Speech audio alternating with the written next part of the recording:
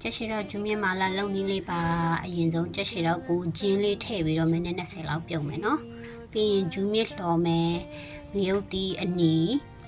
ကြက်သွန်ဖြူလေးလှော်မယ်လှော်ထားတဲ့ဟာလေးတို့ထောင်းထားမှာနော်ထောင်းထားမယ်အဲ့ဒါလေးကိုပြီးလို့ရှိရင်ခုနကချက်ရှိတော့ကိုရေစီးပြီးတော့သုံးမဲ့စလုံးနဲ့ထည့်မယ်ဂျူးမြင့်ရဲ့ငရုတ်တီရဲ့ကြက်သွန်ဖြူထောင်းထားလေးရဲ့မလာနစ်ရဲ့အဲ့ဒါလေးတွေကိုသုံးမဲ့စလုံးနဲ့ဒီအကုန်လုံးချက်ရှိတော့နဲ့ရောထည့်အဲ့ဒီမလာအနစ်ထုတ်တရုတ်ဆိုင်တွေမှာလွယ်တူဝယ်လို့ရရနော်ဒါလေးနဲ့ပဲတော့အရင်အဆင်ပြေတယ်တော့ရမယ့်ဟာတွေချက်ရှိတော့တဲ့ကိုတော့ရမယ့်ဟာတွေအကုန်ထည့်မယ်ပင်ငံပြရေးအကြီး KUC ထောင်းထားတဲ့ကြက်သွန်အဖြူဂျင်းနေငရုတ်တီတွေအကုန်ထည့်မလာအနစ်ထုတ်လေးပါထည့်အဲ့ဒီမလာအနစ်ထုတ်ကလေးအရသာပါပြီးသားဖြစ်နေဆိုတော့ငံပြရေးပါထည့်တဲ့အခါကျလို့ရှိရင်နည်းနည်းတတိထားပြီး